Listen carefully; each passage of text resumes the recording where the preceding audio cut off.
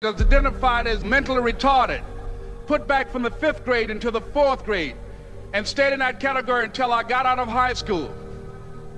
I don't have any college training, but I met a high school teacher who one day changed my life. I was waiting on another student, and when he came in, he said to me, "Young man, go to the board and write what I'm about to tell you." And I said, I can't do that, sir. He said, "Why not?" I said, "I'm not one of your students." He said, "It doesn't matter, follow my directions now." I said, "I can't do that, sir." He said, "Why not?" I said, "Because I'm educable mentally retarded." And he came from behind his desk and he looked at me. He said, "Don't ever say that again. Someone's opinion of you does not have to become your reality." And as he talked, my heart began to beat fast. Tears began to run down my eyes, and I was in the back just listening to him, because the speech he was giving, that speech was for me. And he said, "Les Brown," he said, "if you want to do anything worthwhile in life, you've got to be hungry." I told Mr. Washington I wanted to become a disc jockey. And so I started working to develop myself. He said, "I want you to practice every day being a disc jockey." I said, "But I don't have any job now." He said, "It doesn't matter." He said that it's better to be prepared for an opportunity and not have one than to have an opportunity and not be prepared. And as I was working to develop myself, I applied for a job as a disc jockey, WMBM on Miami Beach. I went to a guy named Milton Butterball. I said, "How you doing, Mr. Butterball? I'd like to get a job as a disc jockey." He looked at me, he said, "You have any broadcast background?" I said, "No, sir, I don't." "You have any journalism background?" I said, "No, sir, I don't." He said, "We don't have any jobs available." I said, "Yes, sir." I went back to Mr. Washington and I told him. He said, "Don't take it personally." He said, "Most people are so negative, they will have to say no 7 times before they say yes." He said, "Go back again." So I went back again. I said, "How you doing, Mr. Butterball? My name is Les Brown." He said, "I know what your name is. What do you want?" I said, "I'd like to know whether or not you have any jobs." A disc jockey, sir. He said, "Didn't I just tell you yesterday we didn't have any jobs?" I said, "Yes, sir, but I know whether or not somebody got laid off or somebody was fired, sir." He said, "No one was laid off or fired. Now get on out of here." I came back the next day like I was seeing him for the first time. I said, "Hello, Mr. Butterball, how are you?" He looked at me with rage. He said, "Go get me some coffee." I said, "Yes, sir." And I went to get him some coffee. After a while, I would get their lunch and dinner, and I would go in the control rooms and take the disc jockeys their food, and I would not leave until they would ask me to leave. One Saturday afternoon, while I was at the radio station, a guy named Rock was drinking while he was on the air.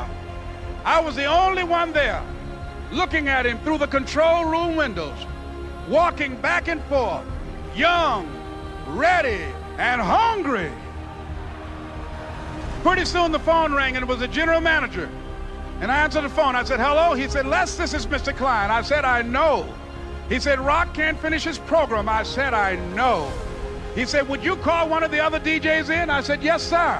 I hung the phone up. I said, "Now he must think I'm crazy." I called my mom and my girlfriend, Cassandra. I said, "Y'all turn up the radio and come out on the front porch. I'm about to come on the air." I waited for about 20 minutes, and I called him back. I said, "Mr. Klein, I can't find nobody." He said, "Young boy, do you know how to work the controls?" I said, "Yes, sir." He said, "Go in there and don't say nothing here." I said, "Yes, sir." I couldn't wait to get behind those controls. I put on an old Stevie Wonder record called Fingertips.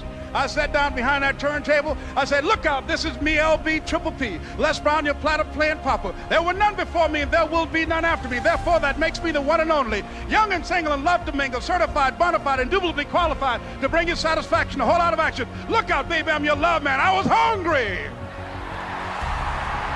I was hungry. You gotta be hungry. Begin to know that you have greatness within you.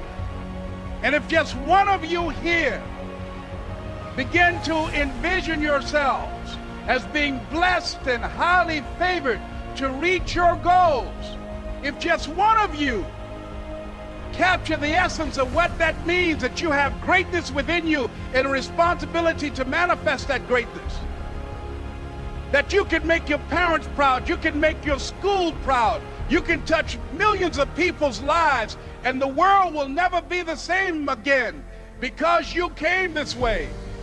It was hard, ladies and gentlemen, coming to speak to people. And I was facing financial difficulties in my own life.